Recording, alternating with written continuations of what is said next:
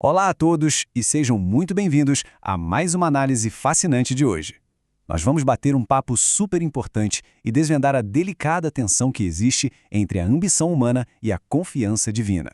Sabe aquela linha muito tênue entre fazermos a nossa parte no trabalho, na família, nos projetos e a tentativa desesperada de controlar o incontrolável?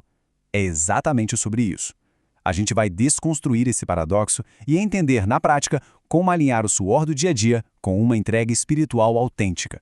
Até onde ir? Essa é aquela pergunta profunda que vira e mexe e tira o sono de tanta gente, né? Recentemente, um grupo de homens debateu exatamente isso nas fontes que estamos analisando. Eles discutiram sobre trabalho, fé e aquele esgotamento que muita gente sente. Afinal, quando é a hora de acelerar com tudo e quando é a hora de simplesmente dar uma pausa? O material nos mostra um cenário muito comum. Profissionais exaustos, saindo de casa com aquela pressão de vender a qualquer custo, atender o mundo inteiro e no fim do dia estarem completamente engolidos pela ansiedade. A grande dúvida é, até que ponto nosso esforço é mesmo exigido e quando é que ele vira só um peso inútil nas costas? Para responder a isso, a gente vai passar por 5 pontos centrais nessa nossa explicação. 1. O limite da nossa força. 2. A equação do equilíbrio. 3. O perigo das fórmulas. 4. O resgate do primeiro amor. E, por fim, o fogo da comunhão. Então, começando direto no nosso ponto número 1, o limite da nossa força e como reconhecer a fronteira real da capacidade humana. A gente precisa começar encarando uma verdade bem difícil. A ação, a disciplina e a obediência são sim cobradas de nós. Só que a força humana tem um teto muito claro. Tem uma analogia no material que ilustra isso de um jeito brilhante. Imagina só que existe uma mesa enorme, super pesada, que precisa ser movida. Ela pesa exatos 200 quilos. Num cenário desses, a força máxima de uma pessoa consegue levantar apenas 60 quilos. Pode treinar, suar a camisa, tentar de tudo, o limite humano ali são 60 quilos e ponto. A sacada maravilhosa dessa metáfora é que não precisamos levantar a mesa inteira. A intervenção divina entra e supre os 140 quilos que faltam. Mas, atenção, para que a mesa saia do chão, é absolutamente inegociável que aqueles nossos 60 quilos de esforço máximo sejam aplicados. E isso nos leva perfeitamente para o nosso ponto 2, a equação do equilíbrio. Como é que a gente harmoniza a nossa ação com a confiança? O grande pulo do gato é descobrir exatamente o que compõe os nossos 60 quilos e o que a gente tem que deixar na conta do divino. Como saber se estamos carregando o nosso peso justo ou se, por pura ansiedade, estamos tentando levantar a mesa inteira? As fontes trazem umas comparações modernas sensacionais para isso. Pensa no trabalho no campo ou até mesmo no marketing digital da internet. Do lado esquerdo, a gente tem a nossa parte. Quem prepara a terra, planta a semente e rega, está fazendo seus 60 quilos. Trazendo isso para o digital é criar o público, apertar os botões, colocar dinheiro no tráfego pago. A gente precisa fazer isso com excelência. Mas do lado direito está a parte que foge totalmente do controle humano. Quem faz a semente brotar? Quem abre aquela porta que parecia cimentada? E quem traz o cliente de verdade para a conversão no negócio? Isso tudo é puramente sobrenatural. O crescimento não vem de nós. Essa frase que está na tela agora é um divisor de águas real. Esforço sem ansiedade e fé sem passividade. Ela resume a nossa equação com perfeição, ou seja, nada de sentar no meio do fio, cruzar os braços e ficar esperando um milagre ou o dinheiro cair do céu. A fé verdadeira exige suor, exige botar a mão na massa. Mas, ao mesmo tempo, a gente não pode correr até ter um colapso nervoso, perdendo o sono pela ansiedade de forçar um resultado que, no fim das contas, nem está no nosso controle. É ralar muito sim, mas com aquela paz absurda de quem sabe de onde vem o resultado final. Imagina que a vida é como dirigir um carro numa estrada, mantendo o motor ali constante, nos 3.000 giros por minuto. Se no meio do expediente os níveis de ansiedade dispararem, opa, é uma luz vermelha acendendo no painel de que o limite está sendo ultrapassado. É hora de tirar um pouquinho o pé do acelerador, respirar e confiar. Agora, se a marcha ficar lenta demais, quase beirando a preguiça e a passividade total, é o momento de voltar a pisar no acelerador. É um ajuste fino, diário, para manter o carro andando bem sem fundir o motor. Mas aí chegamos no nosso terceiro ponto, que é onde muita gente boa escorrega. O perigo das fórmulas. É quando o método técnico acaba substituindo a devoção pura. Olha como essa mudança acontece de um jeito sutil e muito, muito perigoso na nossa vida profissional e espiritual. No passo 1, lá no comecinho, existe uma dependência quase infantil, super genuína. A gente tem medo de errar, então ora por tudo, pede direção em cada vírgula. Aí, no passo 2, os resultados começam a aparecer. Vem o sucesso, o dinheiro, a experiência de mercado, e é justamente aí que entra a armadilha do passo 3. Quase sem perceber, a gente vai trocando aquela dependência sincera por uma confiança cega em métodos próprios, em estratégias corporativas, planilhas e cálculos de marketing. De repente, começam aquelas técnicas mundanas de convencimento.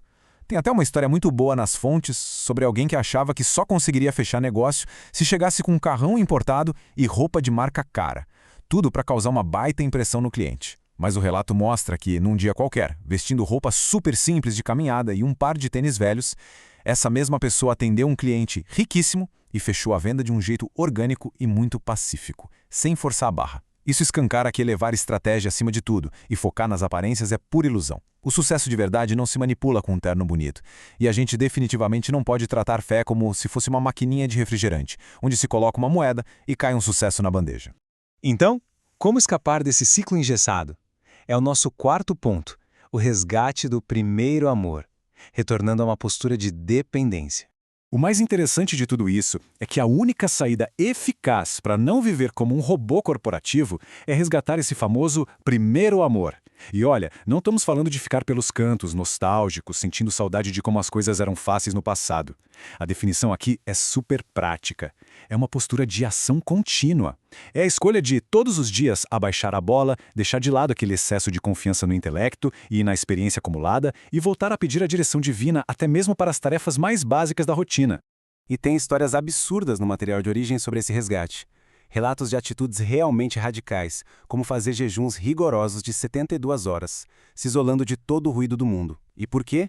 Só para conseguir quebrar aquela barreira da autossuficiência e ouvir de novo uma direção clara. É adotar rituais que transformam a vida, como fazer um check-in logo de manhã perguntando o que é desejado de mim hoje, para evitar agir por puro impulso. E à noite, antes de dormir, fazer aquela revisão de consciência. Será que eu cheguei minimamente perto da rota traçada para hoje?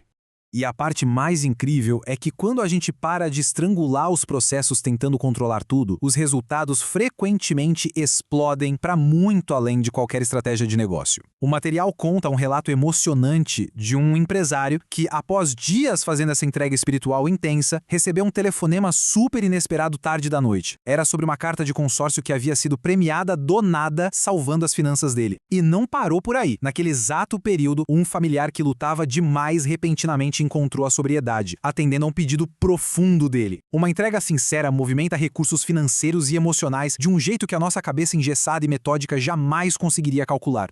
Para fechar essa nossa jornada, temos o ponto 5, o fogo da comunhão e o papel absolutamente vital da comunidade para sustentar toda essa fé.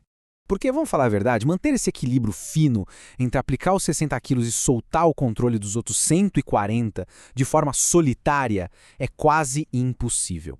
O isolamento é uma armadilha perfeita. Tem uma metáfora nas fontes que é cirúrgica. Pensa num pedaço de carvão em brasa. Não importa o quão ardente ele esteja ali no meio, se alguém pegar uma pinça, tirar esse carvão do fogo e colocar ele sozinho num canto da churrasqueira, em poucos minutos ele vai esfriar e virar cinza. A gente precisa estar no centro do fogo. Fazer parte de uma comunidade de pessoas com os mesmos princípios é o que mantém a chama viva. E ouvir testemunhos e histórias reais é o que recalibra o nosso foco naqueles dias em que o cansaço bate pesado. O mundo lá fora é uma verdadeira fábrica de armadilhas. Ele sempre vai nos entregar um cardápio infinito de distrações, sempre vendendo a ideia de que nós bastamos, de que a autossuficiência é a chave, o que, inevitavelmente, joga todo mundo no esgotamento severo. Do outro lado, a nossa âncora de verdade é ter raízes firmes num ambiente de encorajamento mútuo. É celebrar os pequenos avanços que vêm do esforço sem ansiedade. Ali um carvão vai sempre aquecendo o outro. E para fechar essa nossa análise hoje, fica aqui uma reflexão provocativa. Será que toda essa exaustão implacável, aquele cansaço que suga a nossa alma no trabalho, não acontece justamente porque, no fundo, existe uma tentativa teimosa de levantar sozinho aquela mesa inteira de 200 quilos? Será que os troféus e os sucessos do passado não fizeram com que planilhas e métodos engolissem por completo uma devoção que antes era genuína? Encontrar o balanço exato entre a nossa ação e a nossa confiança no sobrenatural é o segredo para trabalhar em paz e, de camarote, assistir o impossível acontecer. Valeu demais por acompanhar mais essa explicação e a gente se vê na próxima.